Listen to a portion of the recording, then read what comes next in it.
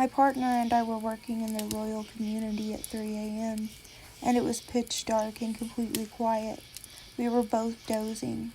I was in the driver's seat and she was in the passenger seat. I woke up to a muffled voice, but I thought my partner was talking. I told her I was trying to sleep and closed my eyes. I distinctly heard a male voice say, "Oh my God, am I dying?" followed by a few seconds of heavy breathing. My partner and I sat up straight and looked back into the patient compartment where it sounded like the voice had come from. Things were quiet for a couple of seconds, then we heard the click of the oxygen bottle regulator and a hiss as if it was leaking. I turned on the lights and we ran out of the rig. The ambulance company that I used to work for had a haunted ambulance rig 12, recounts Reddit.com user Zerbo. A lot of EMTs had stories about it, but I thought a transient might have climbed in while we were asleep, so we opened the rear doors. No one was there. I checked the oxygen bottles, neither was open. We didn't sleep much after that. My neighbor Diane and I had a playful poltergeist for years, and we called it Billy. So begins Reddit.com user Abby's_alibi. I'd come home and find something put in a weird place. Milk in a cupboard, toilet paper in the fridge, laundry detergent in the bathtub. Diane once called to ask if Billy had been around because she couldn't find a gallon of milk. We finally found it outside on her back steps, and sugar, darn sugar. Every morning my sugar bowl was empty. When I'd had enough, I'd point to Diane's home and yell, "Go see Diane." Within 5 minutes, I'd get a call from her. "Thanks a lot," she'd say. He'd gone and pulled shenanigans at her place. This occurred for an entire 2 years we lived there. No one believed us, not even our husbands. My mother thought someone was stealing from us when we were sleeping or out of the house. My sister believed something was going on, but didn't know what. I still can't explain any of it. Before Reddit.com user DigsDaws got down to recounting their scariest of ghost stories about living in a place that was obviously teeming with honest-to-goodness members of the spiritual world, they pointed out the irony of ghost stories that begin with the phrase, "I don't believe in ghosts, but..." After all, no matter how a ghost story begins, it always hinges in the notion that, come on, of course we believe in ghosts. A few years ago, I moved into a one-bedroom apartment in Melbourne, Australia. They went on to recall. It was my first time living on my own. The apartment block had been built in the 1930s. I'd been there for a few months. When I came home from work one day and went into the bathroom, I saw something strange. A wooden board, which had covered a hole in the ceiling that led to a small attic space, lay fractured in 2 pieces on the ground. I examined the pieces. The board was an inch thick, and it would have taken Bruce Lee to break it. I thought the landlord had sent someone to work on the attic. I was frozen stiff with fear. Someone is up there, for sure, I thought. I emailed pictures to the landlord asking if anyone had been there, with an undertone of annoyance since she hadn't warned me. Her reply read, "Please call me as soon as you are able to." I called and she explained that her last 2 tenants had said the same thing happened. She promised to replace the board, and she did. A month later, I woke up one night around 4 a.m. My body was covered in goosebumps. It felt like someone was rubbing his or her hands on me. Everything was silent, but then I heard a dragging sound coming from above my bed. It was as if someone was pulling a sack of potatoes. I froze, convinced someone was up there. There is no way an animal could make that sound. After 5 minutes, I worked up the courage to turn on the light, armed myself with a cricket bat, and walked to the bathroom. That's when I saw that the new board covering the hole was broken in 2. I felt sick. The dragging sound had stopped, but I had heard something else. Whispering. The sound was clear and coming from the attic. It sounded like children's voices, and I could hear one sentence repeated over and over. "It's your turn. It's your turn." I switched on every light in the apartment to make things feel normal. It was 5 a.m. and dark outside. I watched TV to try to unwind, then a fuse blew. My pet budgie, Dexter, whom I kept in the kitchen, usually never made a sound at night. but he started squawking like he was being strangled. I'd never heard him make those sorts of noises. He was screaming. I grabbed my car keys, ran out, sat in my car, and waited until the sun came up.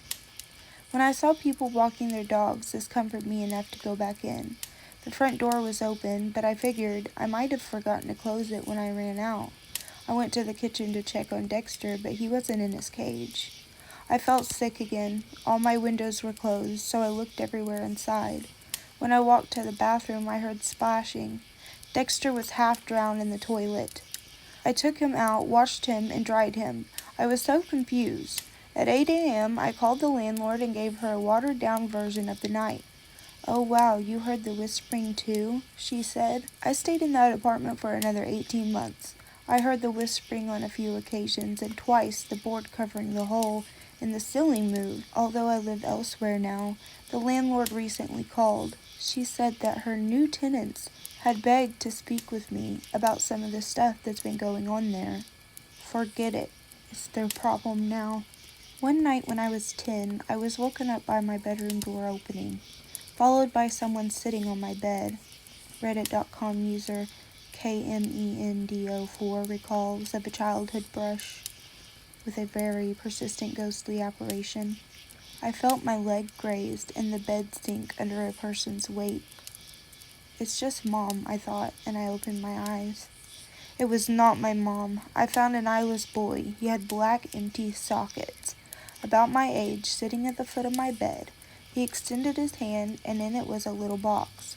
I was startled but reached out. He pulled back. I reached again and said, "Give it." Then I blinked, and when I reopened my eyes, he was gone. But I could still see the imprint where he had sat on the bed. Fast forward 5 years, my girlfriend came over to do homework. After she finished, she took a nap while she waited for her parents. When they arrived, I tried waking her up. She opened her eyes suddenly, looking up at the corner where the wall met the ceiling. She pointed there and went back to sleep. I shook her again. She came to full consciousness and I explained what she'd done. She looked haunted. Up on the wall, I saw a little boy with no eyes. He was there, in a Spider-Man-like pose, staring at me. I freaked out and told her my story about the same kid. Fast forward another 5 years, I was with the same girlfriend and we had a 2-year-old. We were living in my parents' house in my old room. My daughter started waking up at the same time every night and she'd talk. After a while, I noticed she had almost the same conversations every night. I playfully asked her once who she was talking to. She said, "It's a little boy. He's nice. He's lost and looking for his mommy." My daughter's nightly conversations continued until we got our own place later that year. Here is a story that dates back to 1910, but almost any student at Huntington College in Montgomery, Alabama should recognize it. That's because the events that led up to it are said to have actually happened. As the story goes, in 1910, a young woman who was new to the school was known for her love of color red. Sadly, she was also known for being strange and a loner. As the first term got underway, the young woman grew increasingly isolated. Eventually, she took her life by slashing her wrists. Her body was discovered in a red gown drenched in blood. From there on, students and faculty have been reporting sightings of a young woman dressed all in red. She's appeared all around the college's campus. The figure, dwelling in the perpetual isolation, is often cited as a reminder of the importance of being kind to one's peers. The haunting happened in 1972 at a party hosted by University of Michigan students living on Ashley Street. A 15-year-old girl who probably had no business being there in the first place suddenly felt a strange bone-chilling cold, according to the Michigan Daily. In an attempt to warm up, she went upstairs because heat rises, we guess. That's when things really went sideways. One of the walls of the house started moving, and a black shadow approached the girl. Meanwhile, downstairs, posters were spontaneously popping off the walls and falling into a growing pile on the floor. The girl wandered back downstairs where she found herself saying these strange words. "The drugs and addiction were my fault, and I accept responsibility for that. I was not that way deep down inside. I want to apologize to everyone involved for what I have done." What made those words even stranger was that the girl did not do drugs, let alone have any addiction. Her words didn't seem all that strange to the students who lived in the house. Before they moved in, the house had been inhabited by a man with a very serious addiction. The reason he no longer lived there, he had died of a heroin overdose. Has the ghost of Ashley Street made any more appearances? That remains a mystery. The real-life ghost story concerns a man named Frederick Jordan, who held one of the most lonely and desolate jobs in existence. Jordan was the lighthouse keeper for Penfield Reef Lighthouse off the coast of Fairfield, Connecticut. Built in 1874, the lighthouse was primarily a way of warning ships of a treacherous hidden reef responsible for more than its fair share of harbor accidents. In 1916, Frederick Jordan was the head lighthouse keeper. Tragically, he drowned in a boating accident just before Christmas of that year, when he was caught in a gale while rowing home to see his family. Ever since then, lighting and equipment malfunctions in the lighthouse have been blamed on Jordan's spiritual presence. But even more chilling is that keepers of the Penfield Reef Lighthouse often find the lighthouse logbook open to the day Jordan died. And locals have recounted witnesses and unidentifiable figures appearing on the water to help stray boats find their way to safety near the reef. This true ghost story might strike you as a more awe than eek, but only until you consider we really have no idea what our four-legged friend can sense that we cannot. Can dogs see ghosts? Well, there are plenty of dog experts out there, including veterinarians who will attest to the fact that there's lots of documentation that could support the notion that dogs can sense paranormal activity. And then there's the fact that this story came to Reader's Digest directly from a well-known psychic medium, Christy Robinette, who had a strong record for using ghost whispering skills to help detectives solve confounding cases.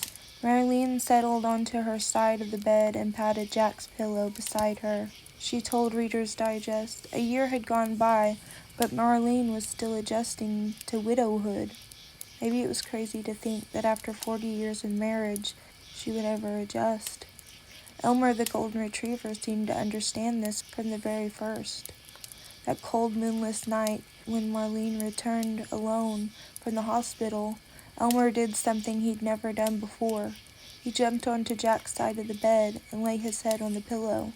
Jack would never have allowed it, Robinette pointed out, but Marlene didn't shoo him off. Instead, she lay down beside Elmer and let the peaceful sound of his snoring lull her to sleep. The next night was the same, and the night after that. Over the past year, it had grown into a comforting routine, but not tonight. Tonight was the first time Elmer had left Marlene alone in bed since Jack's passing. But hearing nails clicking on the wood floor downstairs, Marlene recognized the sound of Elmer requesting outsies. With a sigh, Marlene made her way down to the stairs to the foyer. But Elmer wasn't pacing in front of the big oak door. Rather, he was dancing and wagging and wiggling and bowing, just like he used to do when Jack would come home from work. To Marlene, it felt as if Jack had just came home, and Robinette, who is known for her remarkable intuition about these things, believes that it is indeed what happened. Roanoke Colony was one of the first European settlements in the United States. Located on an island off the coast of what is now the state of North Carolina, the colony was established in 1587 under the first Queen Elizabeth. Soon after, the colony's leader, John White, returned to England, from where the settlers came. His trip was meant to be brief. He was only meant to grab supplies and return to the New World, but political upheaval in the form of England's war with Spain prevented White from returning until 1590. It was only 3 years, but a lot had changed when John White returned. In fact, the entire colony, consisting at the time of 115 people, including a newborn baby by the name of Virginia Dare, was gone, just up and vanished. All that was left was a post onto which the word Croatoan had been carved. Croatoan referred to the name of the native tribe that had been on their good terms with the settlers. So White thought the colonists had moved into Croatian Island, but they had not. It remains one of the most famous disappearances that no one can explain. What's more, there's never been any evidence to suggest the colony was massacred. Many believe that baby Virginia grew into a beautiful young woman, one who eventually fell into a doomed love affair with a native warrior by the name of Okisko.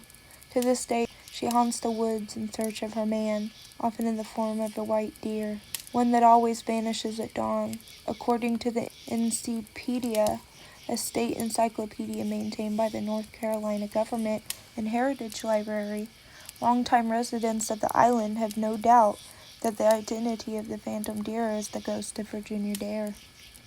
One theme that many ghost stories have in common is that they offer a sense of justice in their return for a wrongful death. This particular ghost story, however, offers a somewhat different take. On October 13, 1877, Robert Schmel was hanged after a trial that found him guilty of terrifying and inexplicable murder spree. The townspeople were filled with so much anger and hatred that they left his body hanging for days. The tale says not one of the townspeople demonstrated even a shred of remorse, let alone forgiveness. Since then, Smell has been said to haunt this town. Those who have seen him say he appears as a ghostly male figure, but as soon as the figure registers in your mind, it disappears into the darkness. Good night, my love.